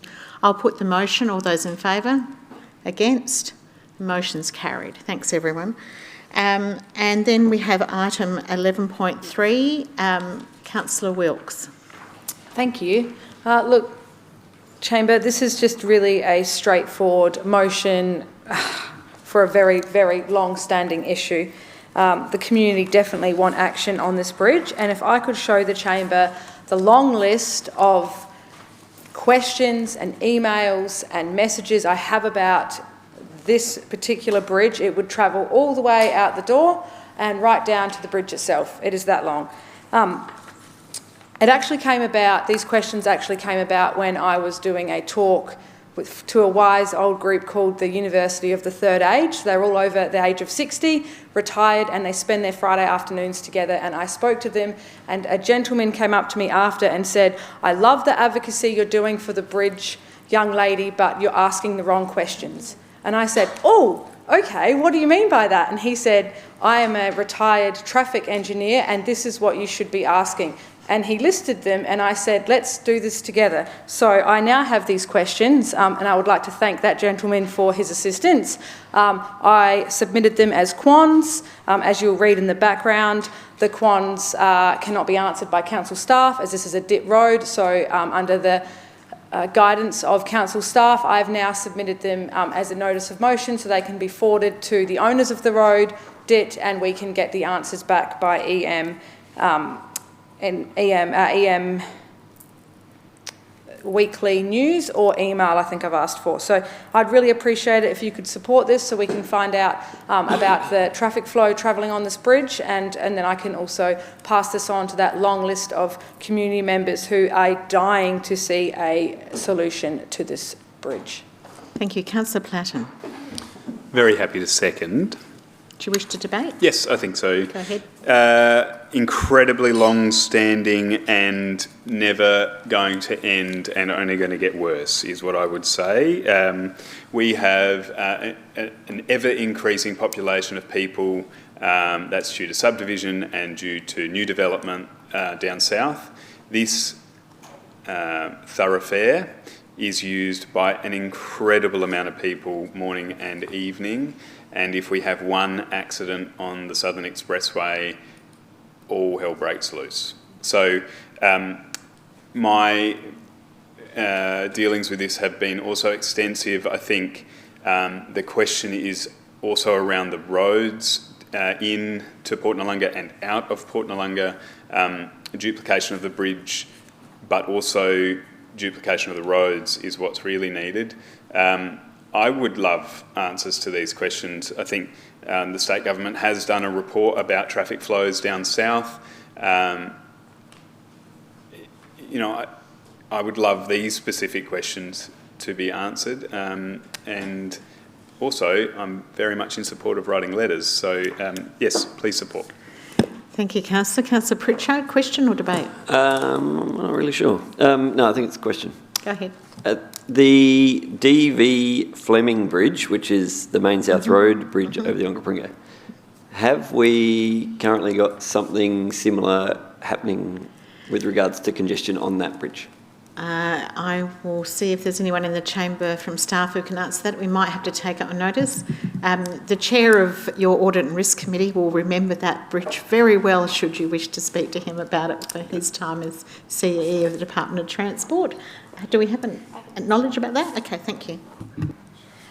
Through the chair, that's something that we've been advocating quite heavily for. Pretty much every channel that we can when we get a meeting or an opportunity with DIT. That's something that's been high on our advocacy list for quite some time. So I'm aware that DIT started to do a planning study that extended between the end of the Southern Expressway and then Victor Harbour Road. And we have been pressing for them to, provide us with the outcomes of that study, but we haven't been provided with anything yet. Well, I was wondering if there's any ability to amend this to include DV Fleming as well as Saltfleet. If the mover was happy to do that, to add another question, or perhaps it comes back to our next meeting as a set of questions around that bridge. I'm not sure that the mover would support that at this moment, but we're happy to test it.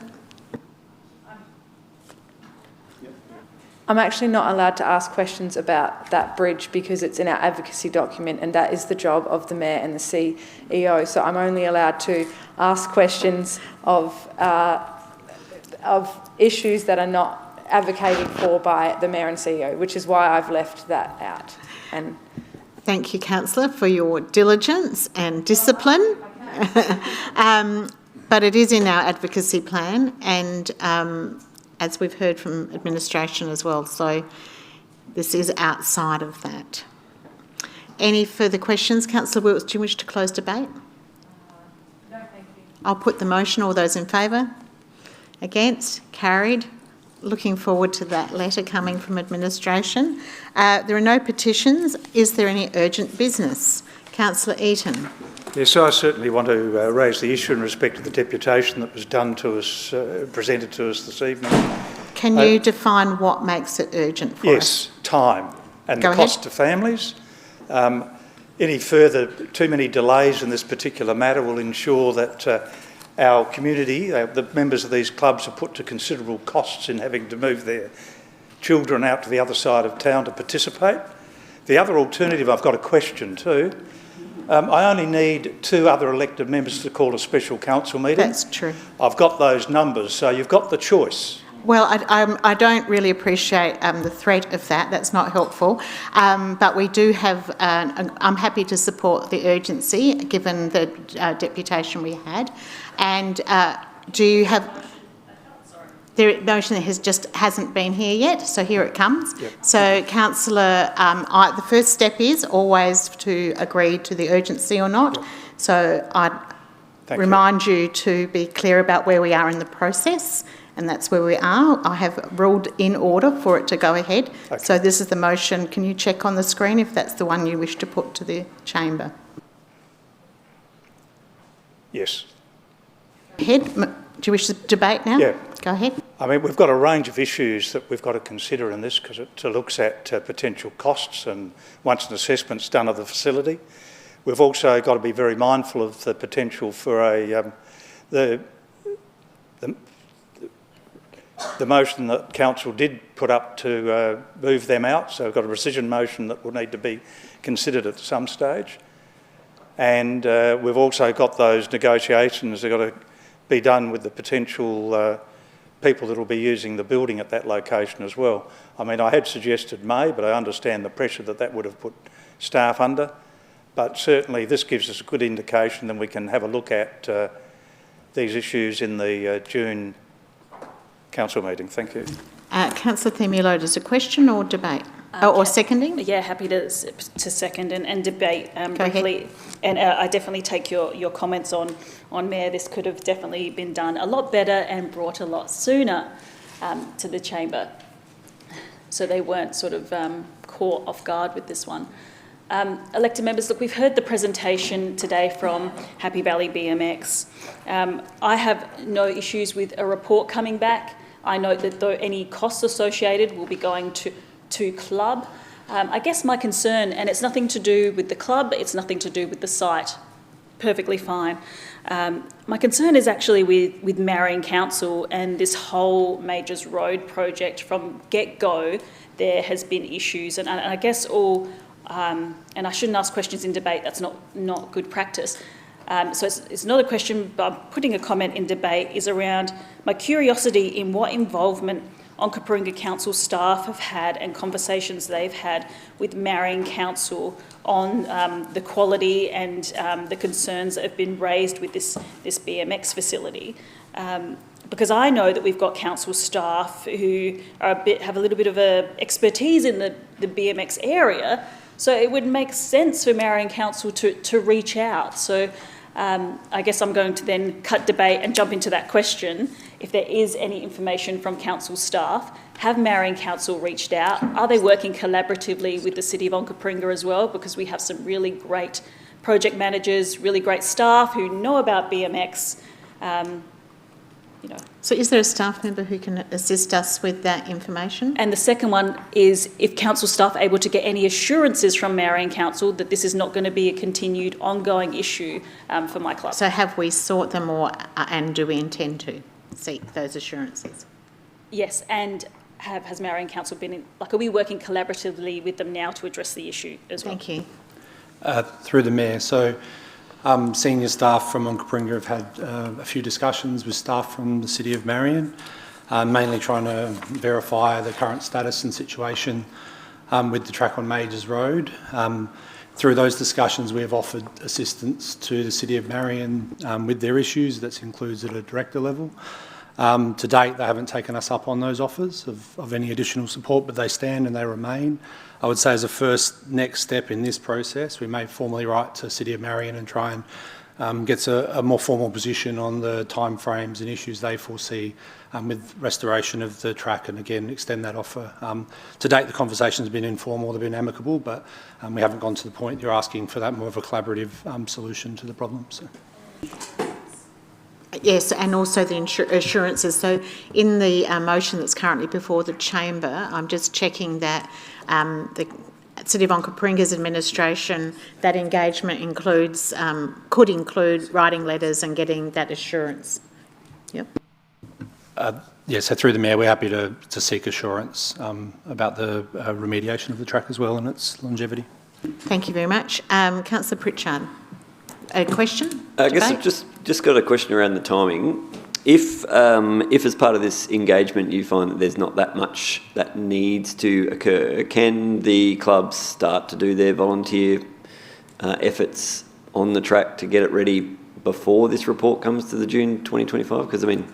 So I think that I would say that the implementation of item 1 has its own natural course of events, and that doesn't preclude work, but item 2 is the report back to all of us. Because it's the question that in the motion, it's about engaging with the clubs. I guess the question then is, can the clubs use this before June 2025 council meeting, given under this if that engagement moved in that direction? Yeah. I'll just check. Through the Mayor, so we would undertake the engagement work, seek some clarification and assurance from City of Marion, but at this point I don't see us facilitating the club commencing use of that site until the report came back with the information that's been requested. So we have a standing resolution at the moment that had the club relocating from that site to an alternative location. We have done community engagement regarding the continued the track being maintained for community use, and so this would be contrary to previous resolutions and decisions. We'd need to seek direction of the chamber to change direction. Just with regards to that motion, my understanding is it's around competition use. Does training on a track constitute competition use? Through the Mayor, so it's about community use, so should the community wish to train on a track, they're able. I guess it comes down to the formal governance arrangements in place for the use of that track, whether it's leasing and licence arrangements, supporting infrastructure and the like. So it's something we haven't turned our mind to fully yet, Councillor Pritchard, but I guess we're dealing with it on the fly a little as you are. Yeah. So I guess I'm possibly debating, but I guess, yes, I'll say I'm debating. That point 1 tries to address that should the track be suitable for training at least, and an ability for the clubs to get access to the track as a community member, then that would be probably appreciated by the clubs, because waiting until June to actually rescind a motion to then allow them to start is going to put us a number of months down the track. So I would hope that that is considered by the administration. Thank you. Councillor Fisher. Thank you, Mayor. Much along the same lines as Councillor Pritchard in relation to timings. So I've listened to the answers that were provided there. Have we engaged with the club to this stage? So Happy Valley? Happy Valley and Cove, or both of them? Or? Okay. Through the Mayor, I don't believe so. I think we've haven't reached the point at which this was a request in front of us until this evening. Okay, so second question, supplementary. Is there anything stopping those clubs from utilising the resource at the moment? Through the Mayor, so community use of the facility is permitted, so if they were to use it in that capacity, then that would be within the current approvals. Sorry. So the third question is pretty obvious. So does not preclude the fact that they could commence there now, subject, and consequently a report gets delivered to us in June, but they could start before that done? Yeah. So I'll just hand this to the CEO, but there are a couple of elements in that. One is the existing motion that this chamber has passed previously, and it's to do with the community use, but I'll get more technical response. Through the Mayor, councillors, in terms of what's been asked here, there are a couple of elements to it. So that it is currently already open for community use. However, I think what we've heard tonight is the BMX Club would like some adjustments, physical works to the site, and also in addition to that, some exclusive use around leases and licences. So if the club were using it as just normal community members with any of those adjustments, obviously it's a community facility that can be utilised. But in terms of doing those further pieces around the formality of an exclusive use and also further works, we need to do that work to understand what that looks like, any cost implications. Obviously the council has previously decided this is a community site moving forward. So we need to do some of that work. We'll certainly try to do it as quickly as we can, noting that obviously coming to May, and we thank Councillor Eaton for taking that on board. We've got Easter next week, and that's not an excuse, and our reports are actually prepared weeks in advance. So, you know, we have literally very finite time, but we'll certainly try to make pace as best we can and try to accommodate community use to that site. But I think, councillors, we need to do the proper work before we go and commit to an exclusive use and understand what those works look like. Thank you. Councillor Greaves. Thank you, Mayor. And look, thank you for the advice that came from Mr Hawkins this evening. I think there's just one thing missing from this, and that is, while I understand that new lease arrangements are being considered with the Happy Valley Sports Park at the moment, they're not mentioned anywhere here. And I just wondered whether or not one of the other first steps is, I guess, to engage with them as the current lessee. And I wonder if the mover and seconder would entertain including that the administration engages with the Happy Valley Sports Park and the Happy Valley and Cove BMX clubs. Can I have an indication from Councillor Eaton, Cathy Themeliotis? You're satisfied with that? Thank you, Councillor Greaves. So just to, yeah, terrific. Thank you, everyone. No further questions. Councillor Eaton, reduced to close. Yeah, certainly. I mean, we put $750,000 into that facility on Majors Road, and there was advice given to them in respect to the potential for earth movement and those sorts of things. And unfortunately, what was predicted occurred. And there is also a lot of support from the local community around the BMX track. I've spoken to 26 residents in the last week, and a text message.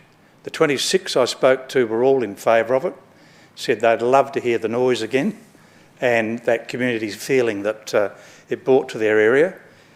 I did have a text message from one resident today in respect to the noise, and they were concerned about it, and they don't live directly opposite or anything like that. There was also a bit of an issue raised by one resident, and I'll give you their particulars in respect to a parking issue, but fully supported it. And then what really got me passionate about it was this one woman that I spoke to, and her husband had been involved with the club. He's now deceased, and she was in tears by the time I finished, and she said, I would just love it to happen. It was just so much fun. So this gives us the opportunity to review, help the clubs out at this stage. Hopefully things can be done a lot quicker through the City of Marion to get that facility completed, and it can then go back to its general use. And I'm really happy that we actually kept the facility, because there was that move to try to level it all out as well. But thank you. I'll put the motion. All those in favour? All those against? Carried unanimously. So thank you very much, everyone.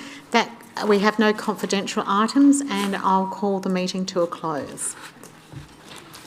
And if we can just turn off the recording.